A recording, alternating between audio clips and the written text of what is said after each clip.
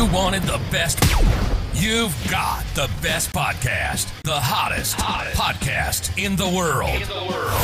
The Chris Voss Show, the preeminent podcast with guests so smart you may experience serious brain bleed. The CEOs, authors, thought leaders, visionaries, and motivators.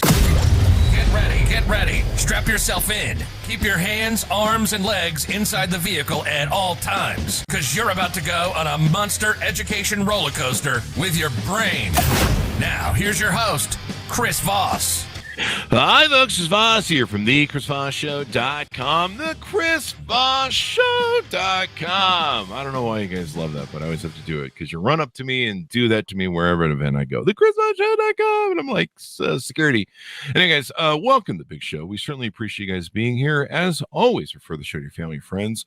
We've got an amazing author on the show. He's all the way from Oxford, from across the pond, as we like to say, over there on the British Isles. Is the British out? No, it's Britain. What? It's somewhere over there. I'm American. Nothing exists without outside of our sphere of experience because we're uneducated over here. So in the meantime, we have someone on, a brilliant professor, to educate us as well. In the meantime, go to goodreads.com/Chris Voss. youtube.com/Chris Voss, linkedin.com/Chris Voss, and our new artificial intelligence podcast that we just launched. And we put some of the great artificial intelligence AI interviews that we've done on the Chris Voss Show on that new vertical over there. And we'll be sharing a lot of shows over there. So go see that. And we'll also be doing a few more interviews, maybe 10%, 20% more interviews on the show with AI specialists. So we'll be talking about that and how it's going to change the world. So that might be interesting. He is the author of the amazing new book that just came out April 18th, 2023. Peter Frankopan is on the show. He's a professor at Oxford. He has written a new book called The Earth Transformed, an Untold History that just came out. You can order fine. Books are sold everywhere. Stay away with alleyway bookstores because they're dangerous. You can stub your toe and get tetanus in them. So that's bad. Or you get mugged. I don't know. He is a professor of global history at Oxford University. He is the author of The First Crusade, The Call from the East, The Silk Roads, A New History of the World, and The New Silk Roads, The Present and Future of the World. And he lives in Oxford. Welcome to the show, Peter. How are you? Hey, Chris. Very good. And I just, when you were saying about AI, I could be in your last 6-month window of guests, because I'd have thought we're close to the point where you'll get an AI version of me speaking whichever language you want by the end of this year. So that'll be more interesting for everybody rather than having to put up with the real me. And you can dial me in to say whatever you like. And me too. I mean, there's podcasts now that they're trying to have run by AI. They're not. So we could go fishing. We could go fishing instead. There you go. Well, they're not as funny as me yet. Give them time. And they don't have this idiot personality that I have. So there's that. That's how AI is going to stay ahead. So you're safe, but a professor, they're definitely replaceable. Just press a button, say, give me 20 minutes about the U.S. Civil War. Yeah. Once they can be funny, I'm fucked. So they're funny and interesting in character, and I don't know. People, I don't know why people tell me they tune in for me, and I'm like, why? We have such great guests. Like, I'm not that interesting, people, and that's why we have guests on the show like yourself. So, Peter, give us your .coms so people can find you on the interwebs and track you down better. So I'm on Twitter at Peter Frankopan with a K, and then my web address is www.peterfrankopan.com. That's it. Otherwise, you can find me on the Oxford University website. But please, I've got thin skin, so I only like compliments. If you've got something really with beef, then give me a second shot. Get Chris to invite me back, and we'll sort it out that way. There you go. Sending apologetic emails, right? I'd advise not getting on Twitter because the hate will come. So you wrote this giant book. Could you have made it larger? No, I'm just kidding. It's 600 and I think 700 pages, a beautiful book with lots of different pictures and maps. I can't read clearly, so that's why I like the beautiful pictures. What motivated you to write this book? Well, so I work mostly on regions. I work on Russia, Ukraine, China, Iran, Central Asia, parts of the world that are on the move a lot at the moment. And I guess whichever way you have your political persuasion, one of the big questions of the 21st century is the rise of China. What does that mean for the US? What does that mean for China? What does that mean for the rest of the world? And I thought the second really big question is what's going on with our climate and with our natural world. It's not just about global warmings and things like that. It's also about, well, your Great Lake and Salt Lake, or how we treat the environment around us, so that every single cubic meter of seawater now in the oceans has 40 pieces of microplastics. That's probably not great to be eating, drinking, and so on. So trying to understand how we've got to this point where we turn out we're not such great custodians of the great outdoors as we maybe could and should be. What does that mean for us going forwards? How people managed to cope with major events in the past of climate change to do with the sun, to do with weather systems, volcanoes. How have people managed to stay standing? So trying to think about the history of our relationship, the human relationship with the natural world. There you go. And so, huge book. And the Earth Transformed. Now, you called this an untold story in the title. Why is this an untold story? Well, there are lots of great environmental historians, but generally people in my world as professors tend to work on one particular period or one particular region. So it's untold insofar as I start at the beginning, and I mean literally the beginning, the world's creation, and bring it through to the world of today. And so it's got a big chronological range. Most historians, again, tend to focus on one region, one continent maybe, but there are lots of places in the world we can learn from that we just don't learn about in school, in Oceania, in sub-Saharan Africa, in the Americas before the Europeans got there. So trying to be more like that's, I think, a big sweep geographically. But the third, I guess, most interesting thing is that in my world, history when I was a kid was all about reading books, learning what dead people wrote about in the past, and occasionally looking at buildings they lived in that are old. But in the world of history right now, the things that are moving fastest are the sciences. So looking at migration, how people are moving, you now don't just have to work out how many people arrived on the east coast of America and went westwards. You can look at genetics about who's marrying whom, or at least who's reproducing where and how frequently and how well. You can measure through tooth enamel and through bones what people are eating. You can look at things to do with past climate changes, about how full lakes were. For example, Salt Lake is 20 feet lower than it was at its peak, rather, average peak. And so you've got lots of data now that you can think about the past in a different way. So it's untold because a lot of those tools are really pretty new, because the sciences have made lots of gallops forwards that's making historians like me think hard about what skills you need to study history. You mean all those idiot cavemen who wrote all these histories were wrong? They didn't get molecular biology right? So I did a little bit on those cavemen, and the thing that was interesting about the caves is those guys are all of our kind of common ancestors. They worked out very carefully where to put the fire in the middle in the cave, that it would cause the least amount of toxicity for them. And once they kind of worked out where to put it, that information seems to be passed on from generation to generation. So they may not have had the most exciting diet or Friday evenings or bank holiday weekends, but the way in which knowledge was passed along was I think was quite interesting, even 40, 50, 60, 70,000 years ago or more. There you go. So I'm an atheist, so you probably started when the world began around Adam and Eve, and then you probably no one ever talks about how Noah got all the microbes on the ark, at least 2 in pairs, and other things like that. So you probably cover that right in the book. Yeah. Well, I do the creation from the beginning of geological time, so 4.5 billion years ago.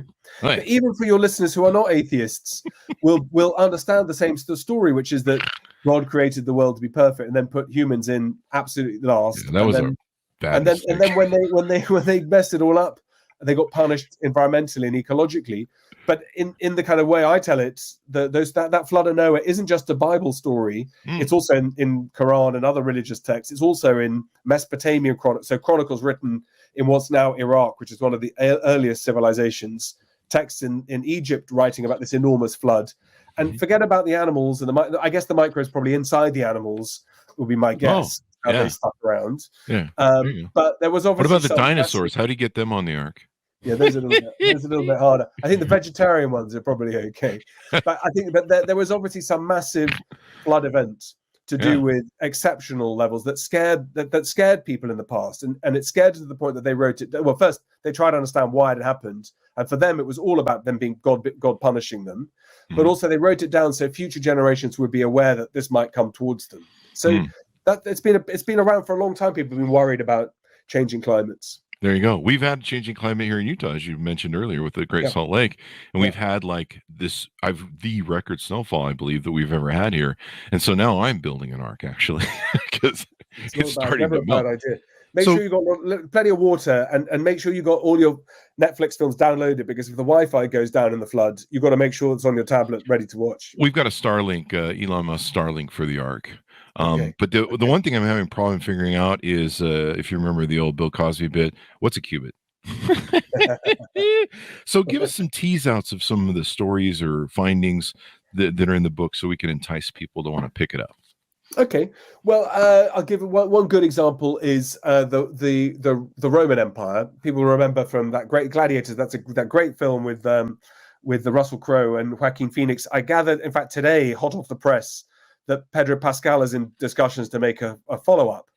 So I guess that'll be Gladiator before he dies, maybe the early years. But the Rome went from being a kind of important military powered state with a really strong army into a proper empire, partly because of a volcanic eruption in Alaska about 2,000 years ago. So Julius Caesar, you'll remember, you learned probably a little bit about Julius Caesar at school. You heard his name, that he was killed because he was trying to become king. The men who killed him scattered because people need to take vengeance. You can't just get away with killing, such a senior figure for free. And those who went out to go and pursue them, eventually, as they were going out to pursue them, this volcanic eruption took place in Alaska that injected huge amounts of aerosols into the atmosphere. And what that tends to do depends on what time of year it goes and the latitude and so on. It changes the ways in which the sun's rays can reach our Earth. It goes without saying, right? So photosynthesis is harder, crops are lower in their yields, sometimes they fail altogether. And there was an effect in Egypt on the Nile. And the Nile is this big, big river that every year floods. And the waters, when they flood, produce silt and water over this produce this grain that is like the Midwest, almost unlimited, can feed everybody. And because there's so much of it, it's also cheap. And that Nile flood failed because of this volcanic eruption. And the ruler of Egypt at that time was a woman called Cleopatra. Again, they're making a film about her at the moment right now that's getting a lot of press. And Cleopatra was from a Greek dynasty who'd ruled for the last 200 years. She was a woman that made life difficult.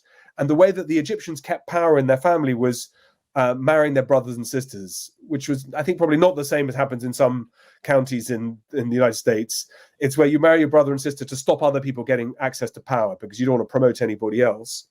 And as a result of that, she had to gamble on who was going to win in the race to become the master of Rome. And she threw a lot in with Mark Antony, played by Richard Burton in the movie.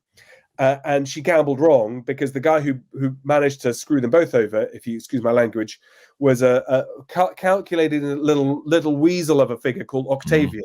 And by getting Cleopatra and Mark Antony to either be killed or kill themselves, depending how you see it, he managed to capture the whole of Egypt and take all of the produce of its wheat and its agriculture and its cities and its taxes back to ancient Rome, and it made Rome into an empire. When he died, he wrote on his epitaph, he said, "I found Rome built in brick, and I left it in marble." And amongst the things that also happened in that period, you've always said you're an atheist, but Jesus Christ was born in the reign of this guy whose new name was called Augustus. He's the hero, by the way, of Mark Zuckerberg. He's the one that Mark Zuckerberg models his story on. So in the Facebook version of this story, Egypt is Instagram. It's the bit that everybody likes and wants to use, or maybe WhatsApp.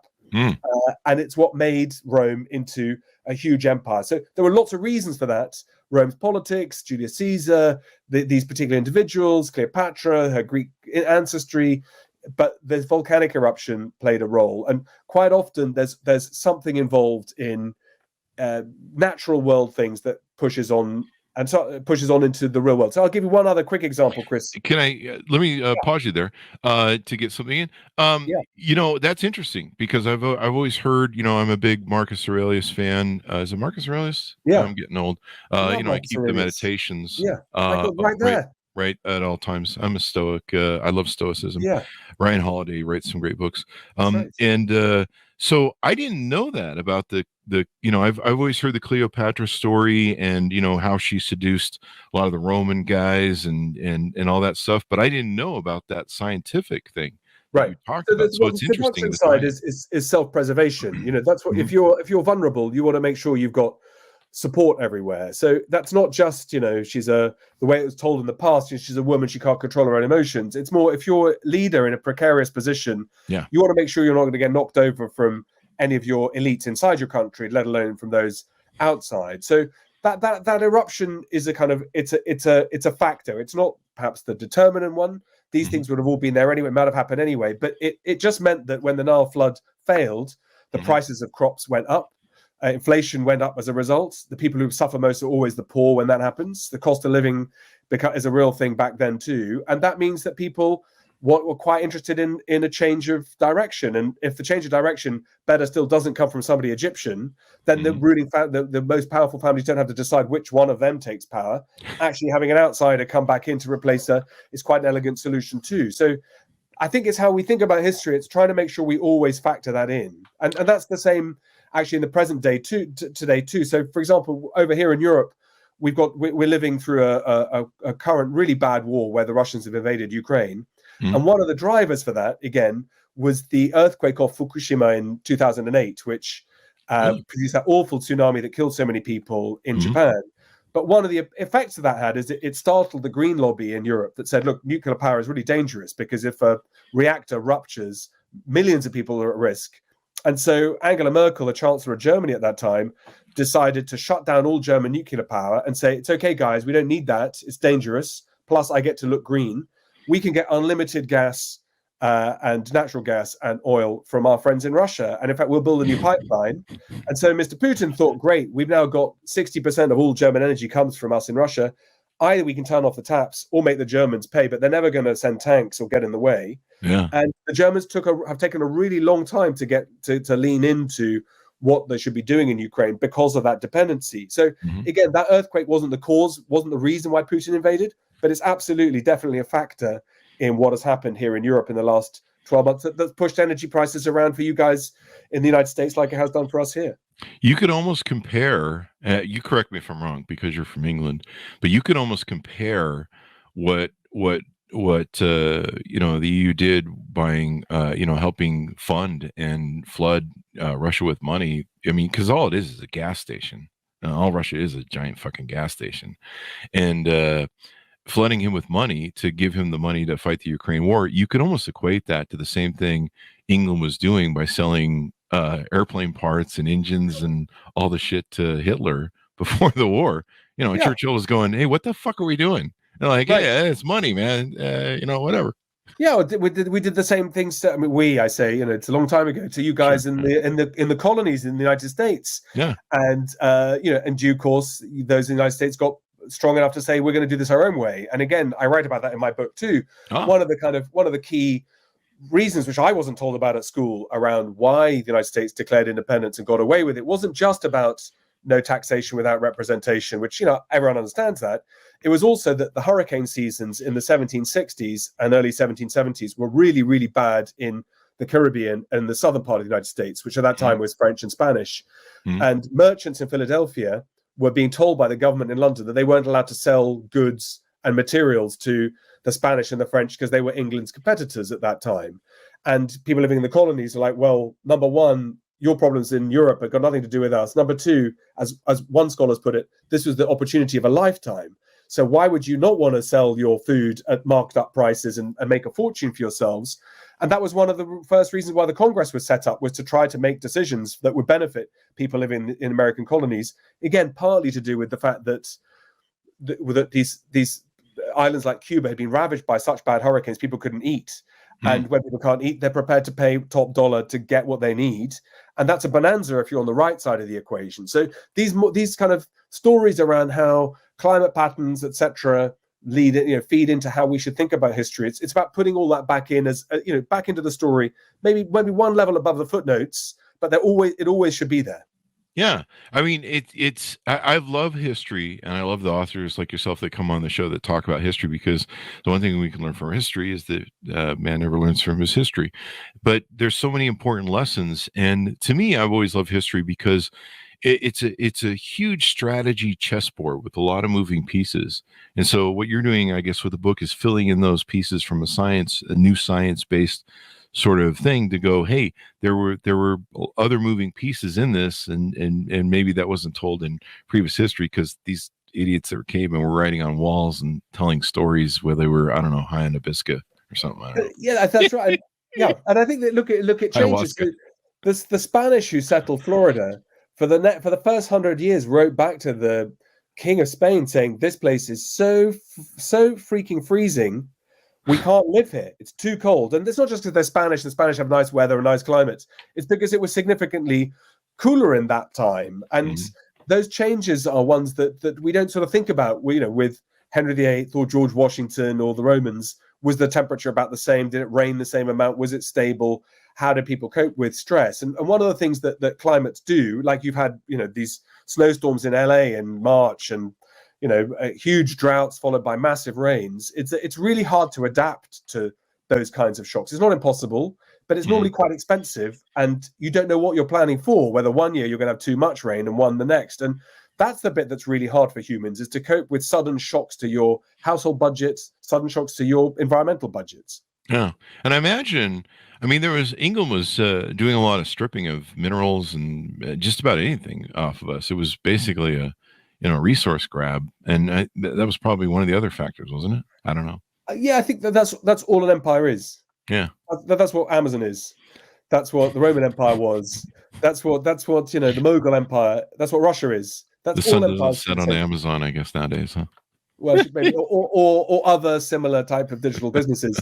It's always about trying to control resource, and sometimes that resource could be data. Often it's environmental. Sometimes it's manpower or human labor. But it's always about how do you get things from your periphery and cycle them back to the center, and that's no different to that's the same kind of pathology for all empires. In Britain, we were pretty good at doing that. Ironically, the weakness of the British Empire, despite the fact it covered a quarter of the globe 100 years ago, is it didn't have a single piece of proper oil that was exploitable. So it meant that the British needed to get involved in the Middle East, which we then successfully screwed up with a bit of help from our American cousins. And, it's got plenty of people locally who can screw it up for themselves, but it didn't help the way in which it was carved into a series of states at the end of the First World War to suit where we thought oil lay and how well we thought we'd be able to get it for our motor industries, Royal Navy, et cetera, et cetera. Yeah. And we're seeing, it's been, I've been hearing about climate change for a long time, and now it's just become really obvious to everybody. Like we talked about the Salt Lake City thing, how the snowfall and rainfall has finally come in. In fact, my friends in California had flooding because they had massive rainfalls and the reservoirs seem to be rising. But, we're seeing rising seawaters and stuff. People are starting to see problems with that. It's becoming really obvious that something is not working. And so there's the political aspect of it, and that flows into it. There's migrant activity that, of course, has issues with right-wing and left-wing people going, this, that, and the other. I just saw that there's maybe a new migrant surge at the border, and the Biden administration is sending more people down to deal with that. And of course, I'm sure migration has something to do with what's going on with environments, and like you said, people having food and access to clean water and all that stuff. And it's really interesting how all of those moving pieces in the chessboard play together. Yeah, and I don't know whether it's neither good nor bad. It's just that's what it is. But what studying history will tell you is that we're not seeing anything new. This has all happened before. And often those outcomes are really, really bad. So the equivalent of New York City 2,000 years ago, 3,000 years ago, they're not there anymore. They're just a set of brick walls, right? They're gone because they couldn't adapt. They couldn't adapt to inbound migration. They couldn't adapt to water pressure. They couldn't adapt to disease. They couldn't adapt to all sorts of different things. And so but the same things always, it's about resource scarcity, it's about political decision making, it's about inequality, because that's it's not unfortunately distributed equally when there are crises. Migrations, funnily enough, they tend to be slightly different.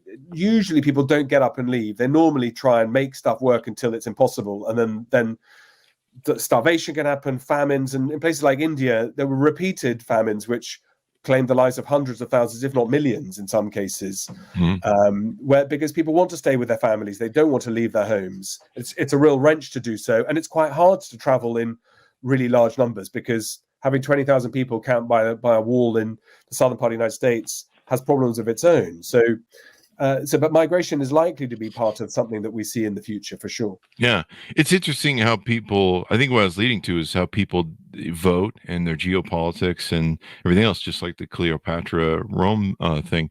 I didn't understand. We've been a globalized economy now for a while.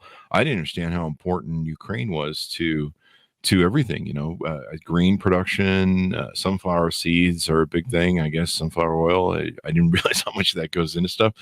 And just a simple war like that. I mean, it's not a simple war. I don't mean to minimize it, but or the loss of life. But it's interesting how something like that. I think I can't remember what crops in China have been having a hard time lately, but it's interesting how all this plays out in the giant chessboard of life between politics and environment and everything else, and just what's on probably people's kitchen tables and what they're dealing with as families and what they can afford in food, et cetera, et cetera. Do you there's a lot of people that feel that the future of in the future of maybe our economies or the great things that are going to come out as new businesses or economies are going to be ones that fight climate change, help resolve some of the issues of what we've created.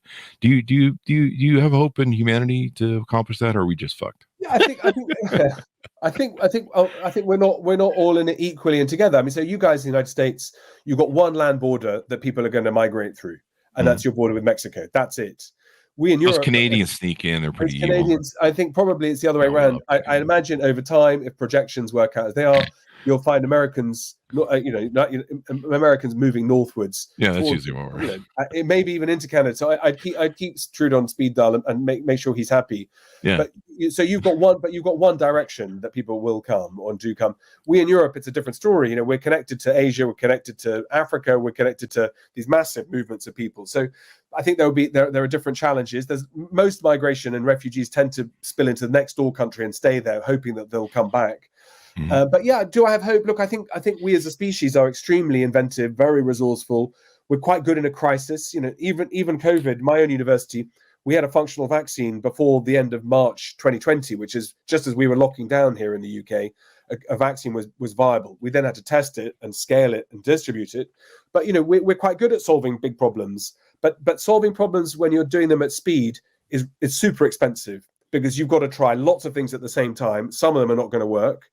And it also means that working out which is the right way to implement them is a challenge too. So with things like sea level rise, with climate, with food, China being busy buying food supplies from all over the world on long-term contracts, paying up front, we've all got to work out what are our vulnerabilities, what are opportunities, how do we protect farmers, how do we protect our own food supplies? And those things are tricky. Like in California, it's about half of the fruit crop of the entire United States comes from California. So with terrible drought, then taking water out of aquifers and depleting long-term water stocks, even if it rains a lot this spring and this summer and this fall, there are consequences. So it's understanding what your budget is and working out what's your plan B and your plan C. And I think, funnily enough, Putin has played a role in that. We're so worried about that. We're so worried about what China's doing that finally people are trying to think, what does United States PLC, or what does the United States look like in the long run? And what kind of questions are we not asking? Because this world of today, if we'd been talking before the pandemic, we'd have thought the world was hanging together pretty well, apart from Afghanistan maybe. But right now, with AI, with China, with climate, with Russia, with energy, with bipartisanship, with half your country thinking the other half are dangerous, which is what we think. We're hoping the king is going to fix that this weekend. We have a coronation. Maybe we'll all dance around holding hands again. But these are it feels like quite a dark moment for us all. Deglobalization, costs going up, and I think that moment of thinking we're in trouble is where humans are actually quite good at then digging in. It's where you think the world's never going to end and the candy's going to keep on flowing, or the candy doesn't flow. The Kool-Aid's going to keep on flowing. That's the really hard bit. But these last few years have been quite sobering for us, I think.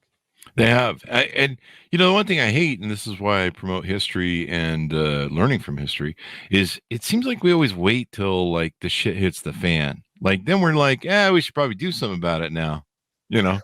So look, I write in the 6th century, there's a huge plague, far worse than coronavirus. It probably kills somewhere between 30 and 50% of the population of Europe, North Africa. So mass mortality. There's something very similar about 600-700 years later called the Black Death, which of course you'll know about, and your listeners will know about, that does roughly the same thing. Both of those two put in social distancing, alert systems, far better than anything we did in the world of high-tech 21st century. Wow. So in Milan in the 1500s, the warning systems for making sure that you could detect incidences of plague, anything that looks suspicious with rodents or other small animals that carry the plague or help carry the plague bacterium on parasites and on bugs and things, much better at keeping an eye out for. But because we'd sort of forgotten that was important, we figured that globalization meant you could get laptops made cheaply in China, and that was great because cheap laptop is a good laptop, particularly if it's high quality.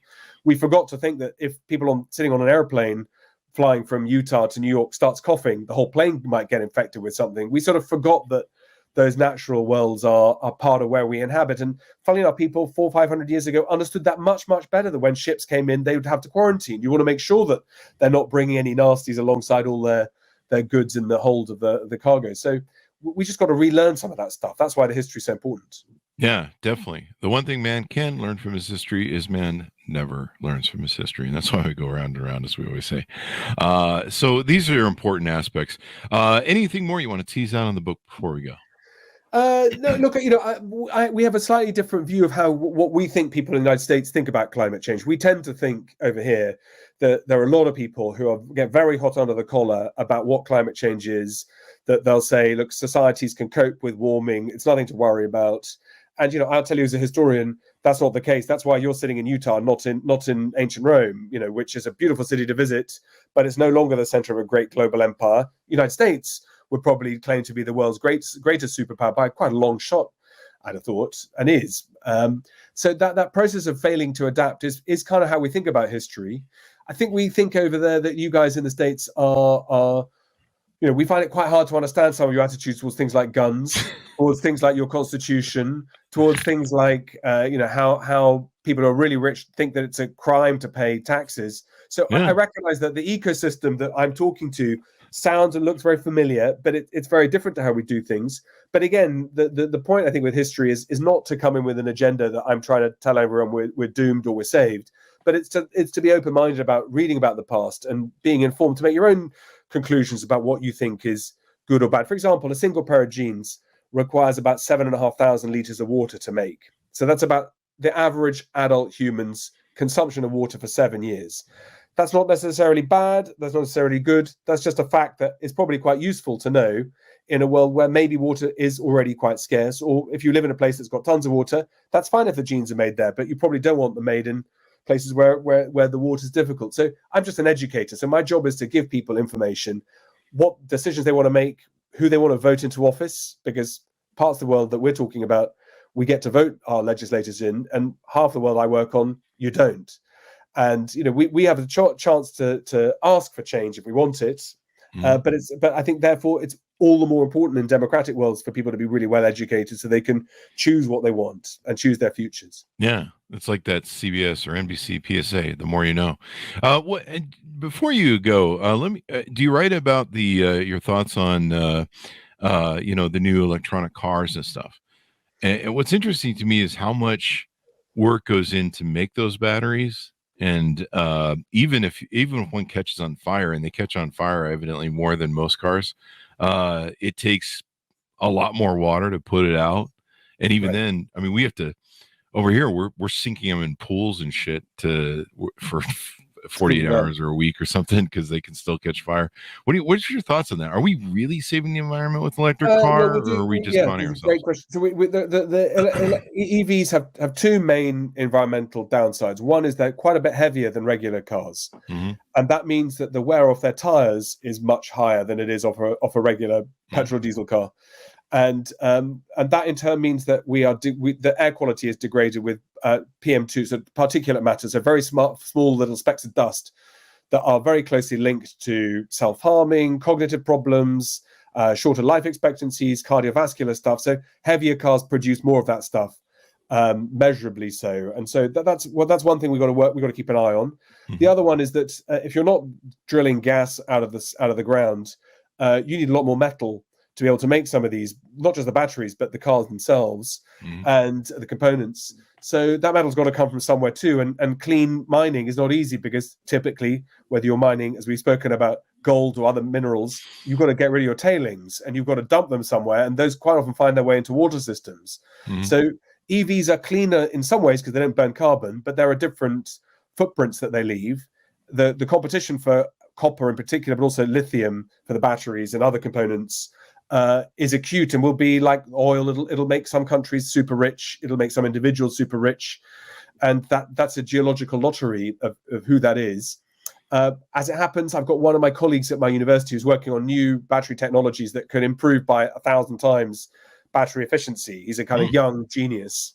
So, all these things, they go in sort of moves and waves and cycles. But the EV stuff, it's not a kind of straight clean win, even if you could recycle, if there are no fires, if you can recycle them, if you could, because of the heaviness and the materials that go into making them. But the carbon stuff is the immediate problem we got to try and solve too.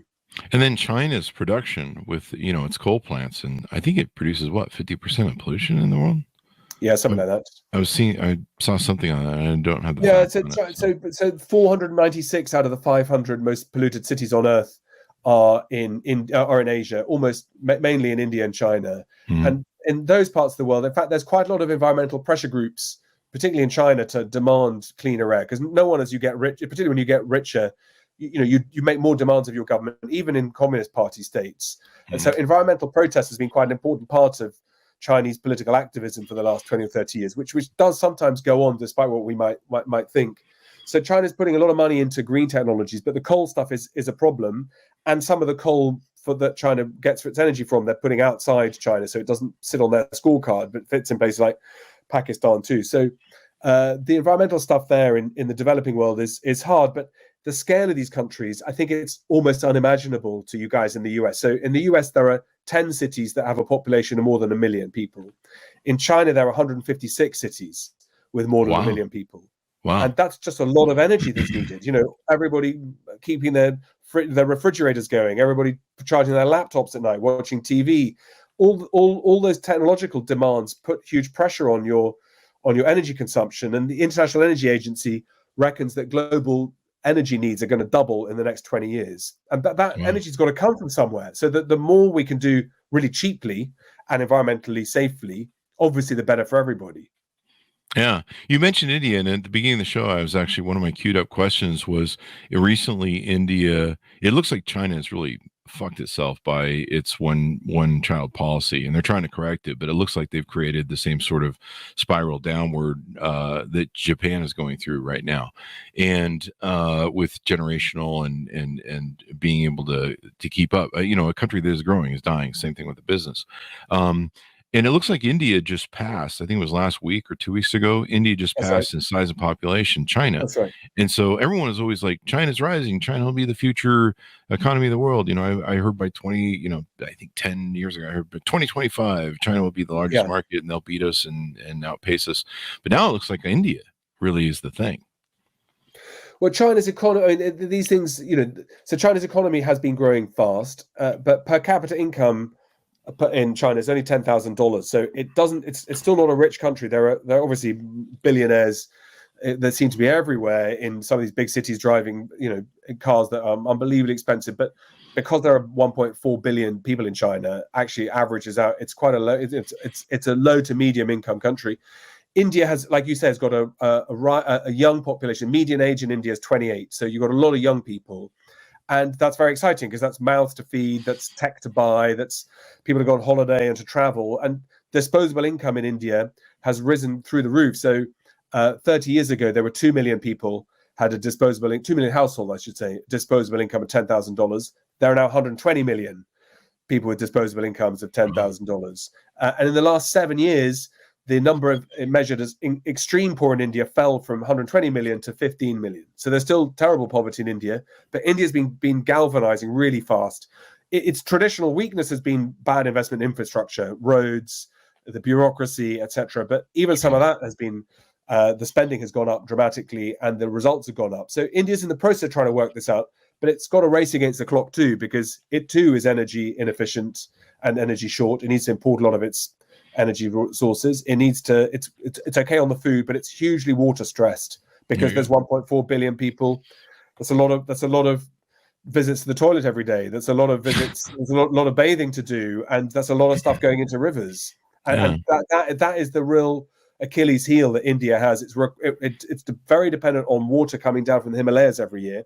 So low snowfall, glacier melts, low rain levels and low monsoons can have a dramatic impact on what India's future might look like. But it looks like things will be going in the right direction. And it needs to do something about its caste system, which it evidently is getting cracks. Maybe they need an Iron Lady. The social political system in India right now it's really tricky. There are a lot of journalists in jail in India. There's a real sort of revival of Hindu nationalism that is dividing citizens, not just because of caste, but also because of religious backgrounds, perceived loyalty to India and those outside India. And it's a time of transition for India, figuring out what its future will be. But I guess if you were benign, you'd say join the club. That's what the next presidential election is what is America? That's one of the questions. Is it a global superpower, or is it something that should turn itself maybe more inwards? We've got that problem here in Europe right now about are we joined at the hip to the US? Are we a separate power? Should we be making friends with China, even though that gets people in the White House very, very angry? How do we deal with Russia? The US has been helping, but India, Africa's on the move, sub-Saharan and North Africa. So I think we're all facing quite thorny questions. And trying to do exams under pressure, it's not, you don't always get the best answers. Well, hopefully King Charles can solve all that, because he seems like the guy who will. He will. I'm sure he's a fine man. And if you guys in the US feel that we're going in the right direction and want to rejoin, you let me know and I'll put in a good word. There was a time a few years ago we were thinking about that. It might be a good idea, but we seem to be we're over.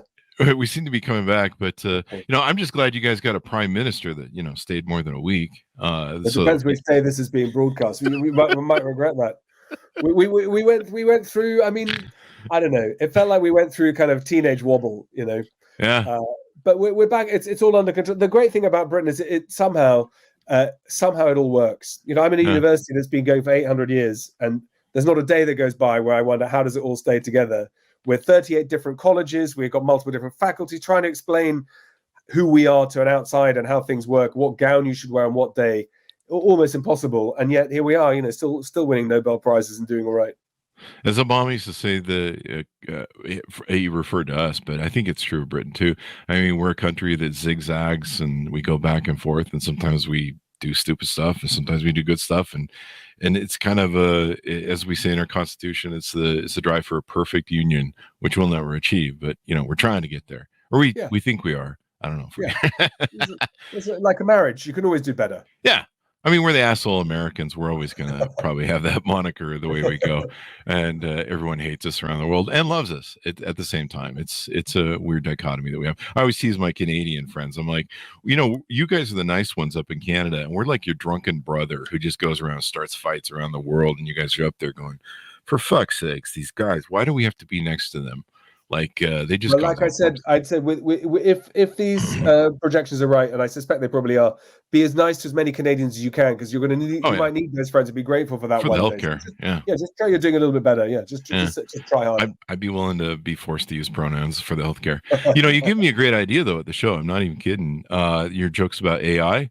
I just realized that I could process the Chris Voss Show and take the text and put it into probably Chat GPT and have it all turned into India language and other languages, and then repump it back through the video, and you and I would be probably I don't know if it'd be proper, because you got to be careful. I think it's okay. I think it's pretty good. But I could probably do that and make the show appealing to other countries, even though we're seen around the world. Do I get 10%? We'll work on something. We'll have our attorneys contact you again. But we'll see what the India people think about what we said about the Chinese, and we'll get hate mail or something. I don't know. Anyway, thank you very much, Peter, for coming on the show. This has been a delightful and insightful. That should be the name of the podcast show. Give us your .com so people can find you on the internet. So I'm on Twitter at Peter Frankopan, and my web address is www.peterfrankopan, Frankopan.com, and my book is available in all good shops all around the world. There you go. The Earth Transformed. You may have heard of it. You're walking on it right now. An Untold History, available April 18th, 2023. And check out his other books. He's got The Silk Roads, A New History of the World, The New Silk Roads, and quite a few other books that you should check out as well. Learn from history, people. The smarter you are, the sexier you are. And, that always works for people. I don't know. People are always looking to be sexy. They buy cars and everything, and they do all this stuff. Read books. Be smart. People like you. Anyway, thanks for tuning in to my audience. We certainly enjoy you having here as well, or further show your friends and family. Thanks for tuning in. Be good to each other. Stay safe. We'll see you.